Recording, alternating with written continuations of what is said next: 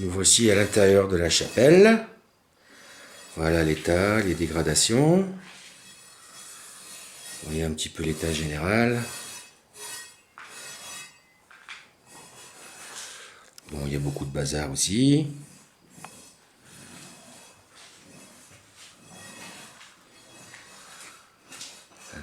Hop, l'intérieur, le sol, on monte au mur, et les voûtes qui sont vraiment dégradées. Voilà. La voûte du fond qui, elle, est très très abîmée.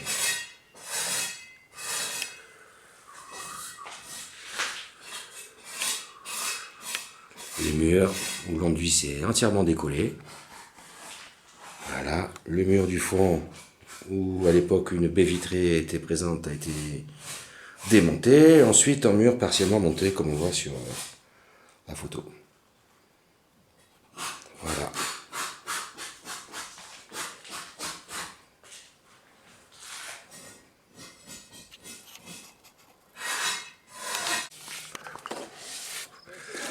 Voilà, nous voici devant l'entrée principale de la chapelle. Farid est en train de faire les enduits. On voit nettement l'ossature bois cachée derrière les enduits. Et à mon avis, c'est la manière de faire qu'il faisait à l'époque pour construire les voûtes. Donc l'ossature bois servait d'ossature pour faire les voûtes.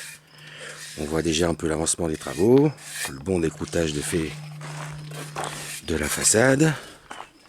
C'est la dernière façade qui nous manque pour l'instant. Les pignons est est terminé à ce jour. Enfin, en tout cas, la première passe. On va dire, voilà. Et pour l'instant, nous en sommes à ce niveau de l'avancement des travaux. Voici l'intérieur. Là, nous sommes vraiment en phase de préparation pour la finition. Les voûtes sont pratiquement terminées. Voici les voûtes en plein cintre. Voici la pièce finale. Toujours ici. Les niches ont été un petit peu réparées. Les corniches sont bientôt terminées. Voilà, les enduits sont prêts à accueillir le stucco et j'espère une belle finition. Les vitraux sont posés. Ils sont presque scellés, en tout cas en partie. Voilà. Voici la porte aussi qui est terminée.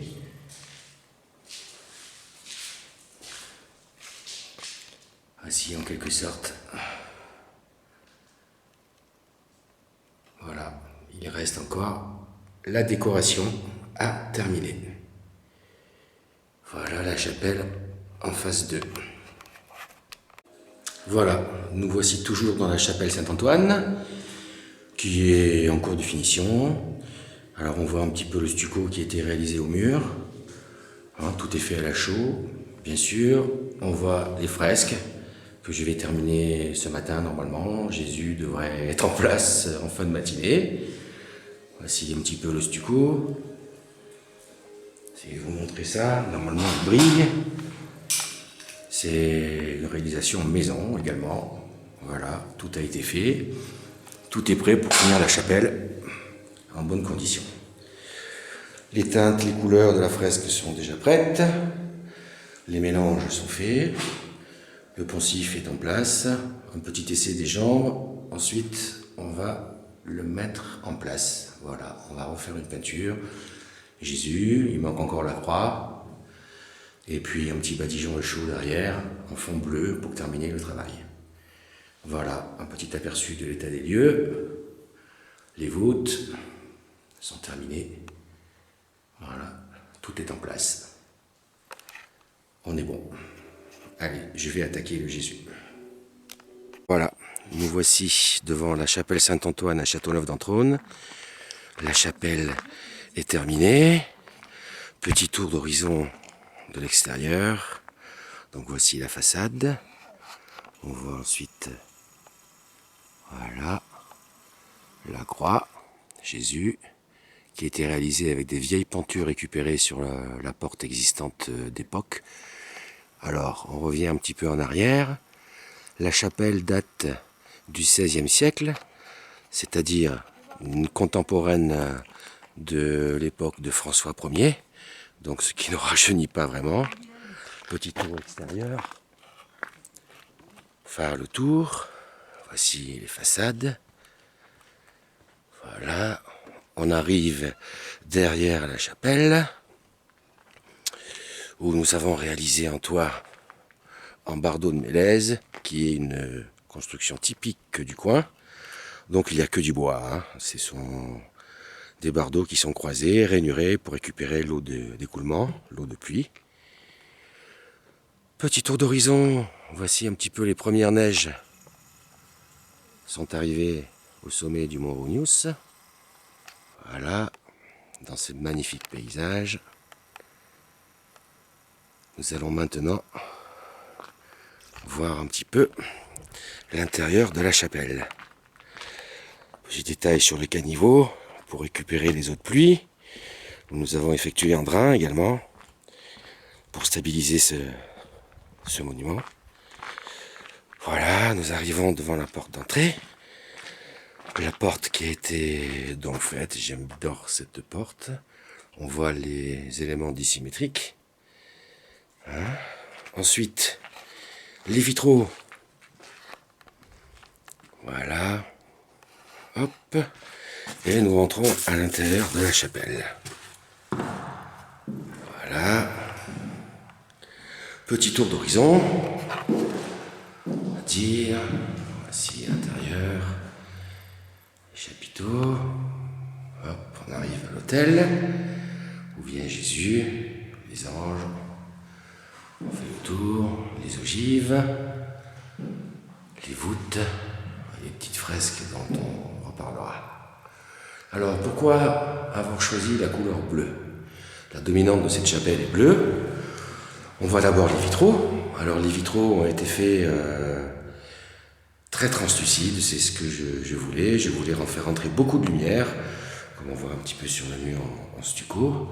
Le liseré bleu est un bleu outre-mer, qui est la couleur dominante des chapelles aux alentours. Donc, le bleu se décline en 4 tons. On voit ici la corniche.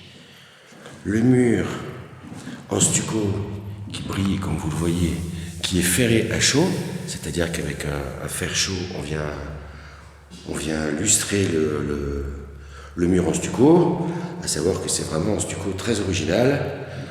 C'est pas du tout celui qu'on trouve dans le commerce. Les poteaux, on peut le voir un petit peu là, un petit peu mieux. Une demi-teinte de bleu en plus. Ensuite, donc la corniche, qui est vraiment bleu outre-mer, qui sépare bien les murs des voûtes, des ogives. Voilà, comme on voit très très bien. Et le mur du fond, en badigeon bleu.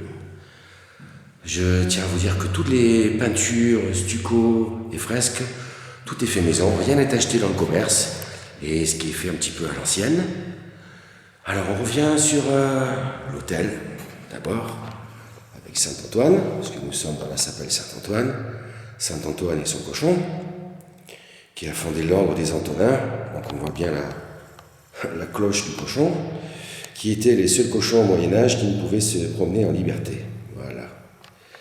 Ensuite, Jésus.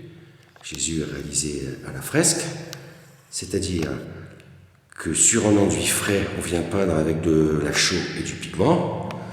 Alors, Jésus est relativement bien sorti, en tout cas pour moi, qui ne suis pas un grand fresquiste.